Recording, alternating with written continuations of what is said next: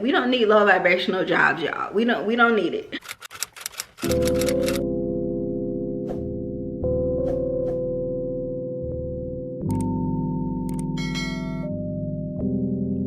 Hey y'all, welcome back to my channel. Welcome to my channel if you guys are new here. If you guys are new, make sure to hit the subscribe button, and of course watch this video all the way through, because I'm about to give y'all the tea like I never gave you guys the tea before. So let's hop right into it. So as you guys see in the title, I'm going to be talking about my first year as a registered nurse, a labor and delivery nurse. Specifically, I have been a registered nurse for about 16 months now. However, I did a residency program.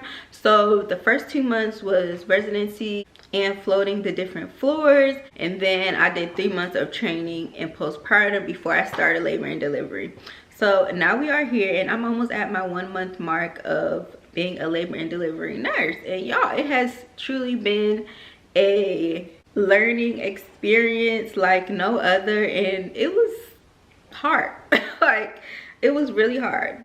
So we're going to start from the beginning of when I started labor and delivery. When I started on night shift. I was ready to learn, excited to see babies, and I was excited. I can't say I was excited. I'm like, I'm finally here. I got my little raise because I started labor and delivery, so I was good. So I started on night shift. My preceptor, she was really nice. Like, I have no complaints about my night shift preceptor or my day shift preceptor. They were both amazing. So I started on night shift, and it was cool. Like, it was cool. It wasn't really nothing crazy because night shift is a little bit less action. Night shift was not as busy as day shift, and it wasn't as hectic. So it was a great experience to learn while you're not running around in a hectic, busy workplace. I really have nothing much to say about night shift. Like, I have nothing to say. So I did night shift for maybe like either a month or 2 months. I can't really remember. Overall, the orientation period was 6 months long. So I believe I spent 1 to 2 months on night shift, and then I went to day shift because they wanted me to get C-section experience. And on night shift, you don't really have scheduled C-section. You'll have a C-section in the case of an emergency, but for the most part, they don't get as many C-sections on day shift because, of course, they don't schedule C-sections on night shift. So I definitely did get that C-section experience on day shift. Moving forward to day shift, it was like a totally different environment, but I didn't mind it just because I did like my day shift co-workers. I really have no complaints about. So what I can say about my preceptor when I went to day shift is she did leave me alone a lot, which for me, I don't know, because I don't want to follow somebody around all day and feel like I'm bothering them. So I did appreciate that she did leave me alone a lot. However, it was just very stressful, and it gave me a lot of anxiety. Of course, taking care of a mom with a baby in her stomach. Everybody knows that a baby can be born not alive. So that was just a scary thought of mine, that it could happen to me, and I just didn't want to go through that. So it was just a lot of anxiety, and it was really scary moments, especially being a new nurse. As a new nurse, of course, I worry more than a seasoned nurse that have been doing this for 10 plus 20 years. Everything is scaring me, y'all. I never really outwardly expressed my nervousness, but it was definitely there. So I'm on day shift, whatever. I have a lot of C-sections. I think it was maybe either my second or third C-section. I think it was my second C-section. And my preceptor actually walked out of the C-section, y'all. And I don't know, like, now, even then, like, I really wanted to understand, like, was she trying to just get me to be more comfortable and get me to learn that way? I don't know. But she left me, and I will never forget this day, because this was the day that really, like, really did it for me. Really did it for me, y'all. So during the C-section, we have to count our instruments with the scrub tape to make sure there's no instruments or sponges inside of the patient's body. And so this day, it was instruments that dropped. They were needles that we had to add. Like I said, this was my second C-section, so I didn't realize that you have to add all these things to the count. And I didn't realize that there were instruments on the floor that I wasn't counting. So when I'm counting with the scrub tech, like the counts are off and it's all over the place. And plus, add to that, I'm literally in the C-section on my own. Like, I'm by myself. Where's my preceptor? I'm looking around, my preceptor's not there, and I'm like really anxious and really flustered at this point. I'm getting the counts wrong. I'm not realizing that we added stuff. I'm not realizing that there are things on the floor. So the count was just all wrong, all messed up, and it was just bad. The doctor's looking at me crazy. Doctor's like, get it together, like. And y'all, when I tell y'all, that was really a terrible day. In that C-section, it was just a terrible C-section. The doctor was making comments. It was just not a good C-section. On top of that, this was an instance where we had a postpartum hemorrhage, which actually has been my only postpartum hemorrhage in a year. I had a postpartum hemorrhage that day with that patient in that C-section, on top of being left, on top of getting the count wrong, on top of the doctor talking to me crazy. Like, it was just a bad day. So that happens in that C-section the same day.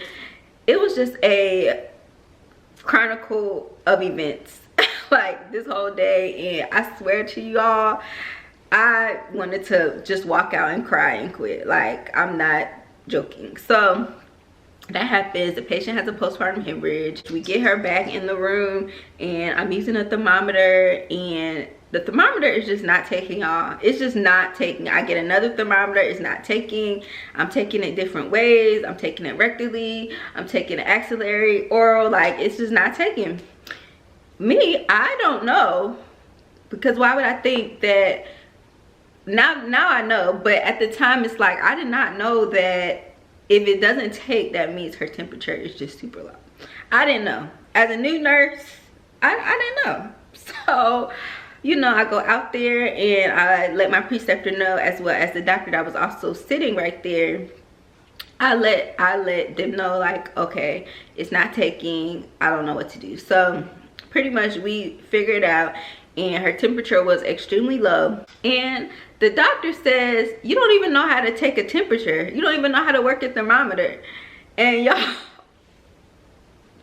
when I tell you guys, like, I was so sad. Like, I was really, really sad that day.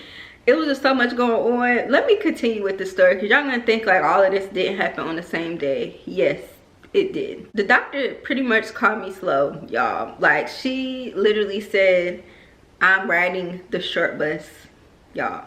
Like, I wish I could make this up. I wish this was a pretend made up story, but she literally said that I'm on a short bus.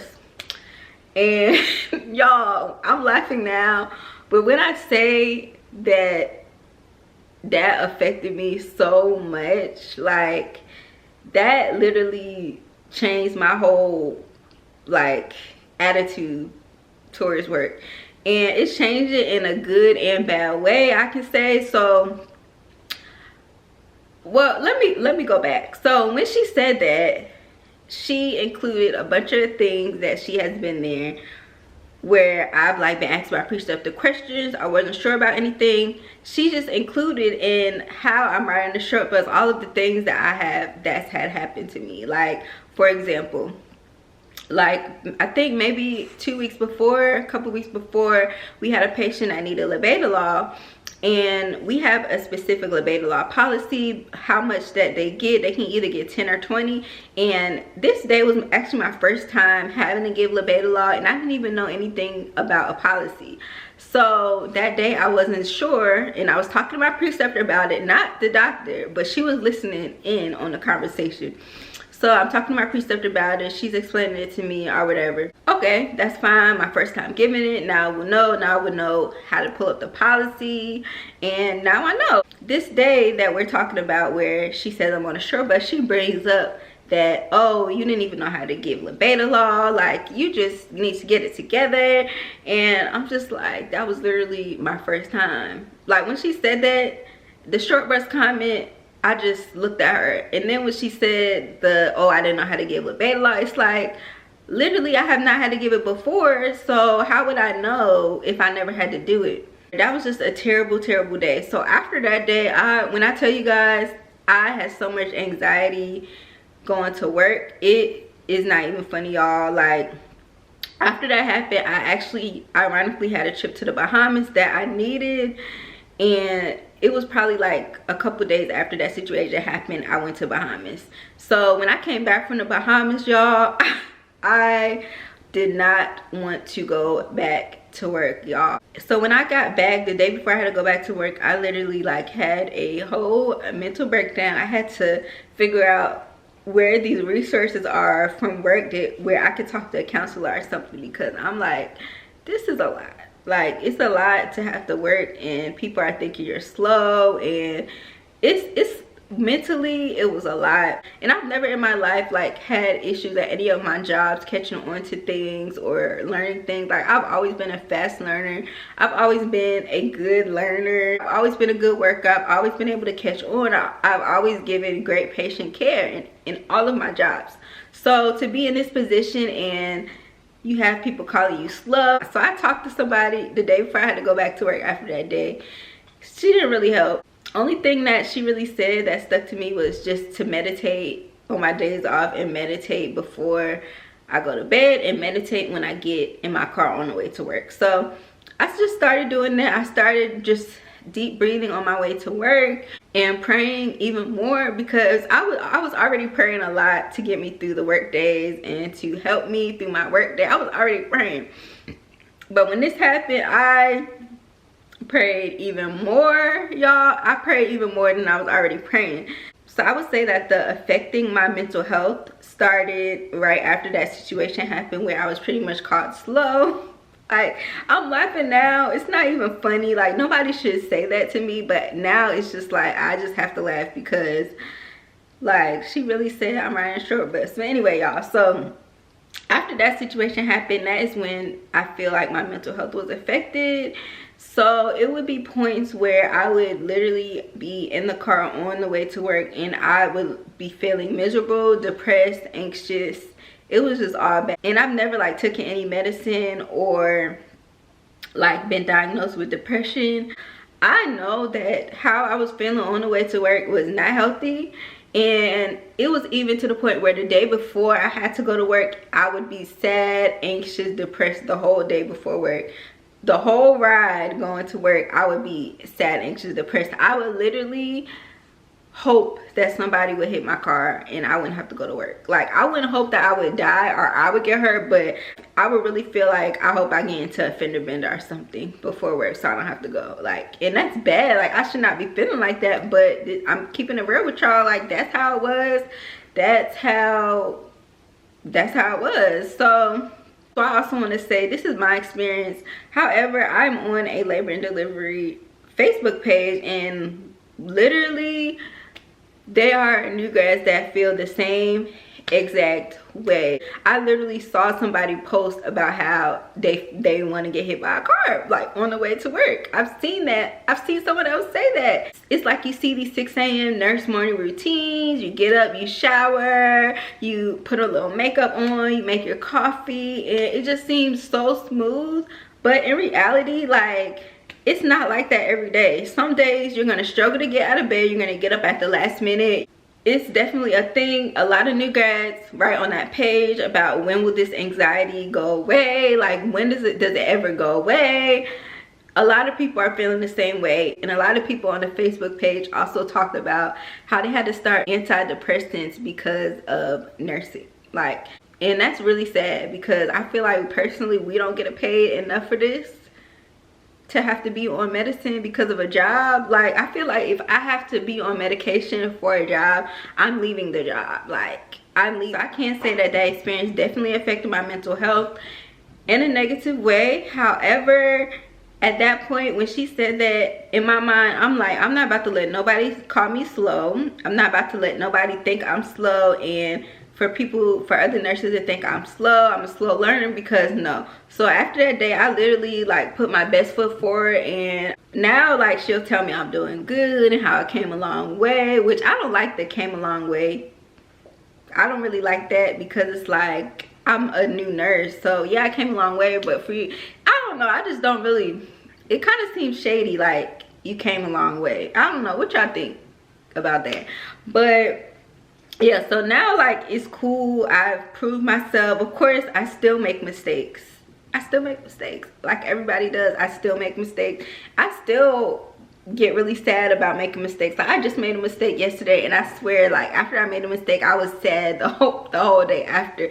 I still have days like that. Another thing I wanted to touch on in this video was about nurses eating their young. So I actually work at a hospital where it's not many young people. Now, after a year being there, there are a few younger people, a few younger travel nurses, but for the most part, when I got there, literally everybody all been working there like 10+ years. They all know each other. They all are older. So being a young nurse and working with mostly older people, it can be a struggle at times. I can say that I definitely experienced nurses eating their young. Like, I still experience it, y'all. Like, it's one nurse in particular, and I know she's not gonna watch this video, and if she does, I don't care, but it's one nurse in particular that I feel like definitely tried to bully me, and still sometimes tries to bully me. And it's just like, why?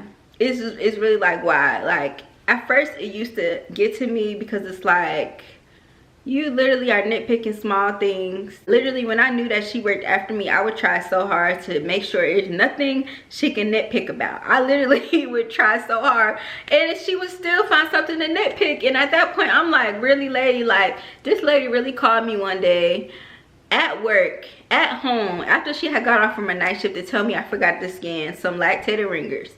Okay, lactated ringers. I could see if it's some freaking Percocet that I didn't scan. It's lactated ringers. Not a big deal. And why are you calling me at home? Like, why are you thinking about me while you're at home and need to be sleeping after your 12-hour night shift? Like, make it make sense. So that irritated me really bad. It was really only her. Of course, like, other nurses would like say little things, but it would be like more so in a playful, like, you need to get this right. But the way she did it was just nitpicking, bullying, and it was just irritating. Like, I just don't understand, like, what I did to her for her to be bullying me like this. Like, I know I look good, I know I'm cute, and no comment, but to me, like, I feel like the nurses that eat their young like that, I honestly feel like they are not happy with their lives, and they wish they were younger and vibrant. Like, that's all I can think, and that's all I can feel. I don't take it no way. I hear you, and I'll look at if I made a mistake, and I'll try not to do it again. But yeah, that's how I'm feeling. Like, if you bullying and nitpicking me, like, you wish you was young and you wish you was vibrant, and that's it. That's all. I'm not about to let it get to me. That's how I'm feeling now. But in the beginning, yes, it did get to me, but now that's how I'm feeling. Like, good night. So they definitely do eat their young. I definitely experienced it.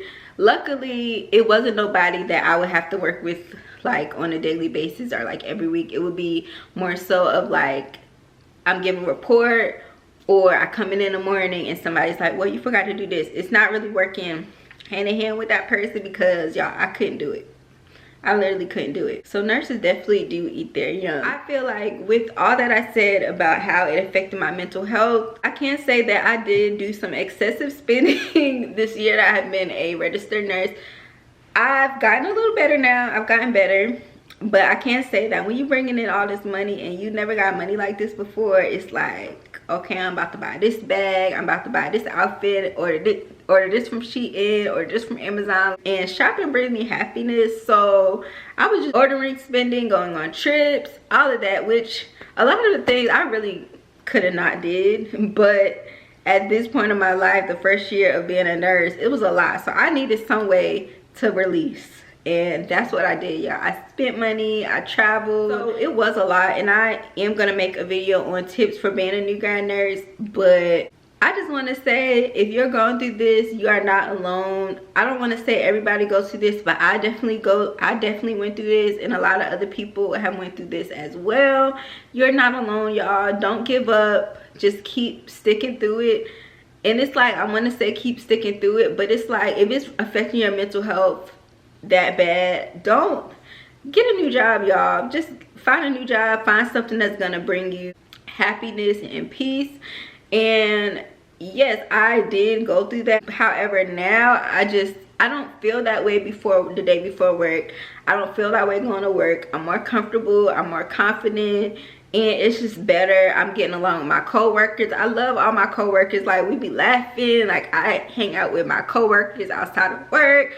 I hung out with one of the doctors outside of work and everything. So I got really close with one of the doctors, and also I just love her so much. But literally, me and the doctor went through this year together, and literally the first day I rotated on labor and delivery, she was actually there, and she was getting chumped off by the same doctor that called me slow. And that was my first time ever being around her, and I'm just watching like, dang, like that's tough. And then maybe like the next week after that, it was a C-section that I was just observing, and my doctor friend is in there like praying, and it was with the same doctor. So she's in the sterile room about to go into the OR, and she's like saying a prayer. And I did not know this girl, but I seen like how she got chumped off the other week. So I'm just like, girl, it's gonna be okay, we're gonna get through this. And she didn't know me, I didn't know her, but I said that to her because I felt like she needed it. So now to this day, and we have our days at work, she'll message me like, I'm having one of those days, and I'll like send her some motivation. And then like yesterday I text her like, I'm having one of those days, and she'll send me motivation. And I also feel like being a new nurse, it's really important to make these relationships, y'all.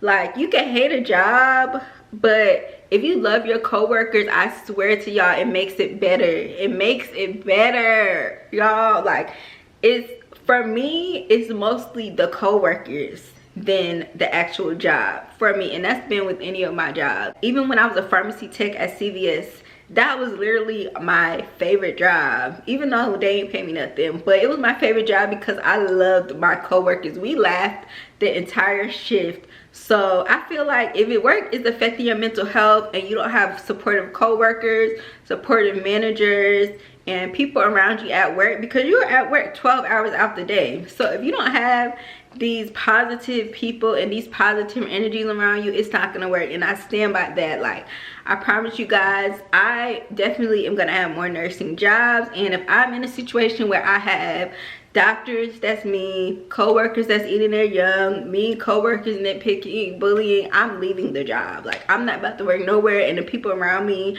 are not positive. And I understand you shouldn't let anybody affect your money, but me personally, I'm not about to be somewhere for 12 hours and I'm around negative people and negative energy, because they're gonna rub off on you, and then you're gonna get that negative spirit, that negative energy. And we don't need that. We don't need low vibrational jobs, y'all. We don't need it. That was a lot. I hope it wasn't all over the place, but I just wanted you guys to get kind of an idea of like what my first year of nursing was like, and like where it started from and all of that stuff. I hope you guys enjoyed.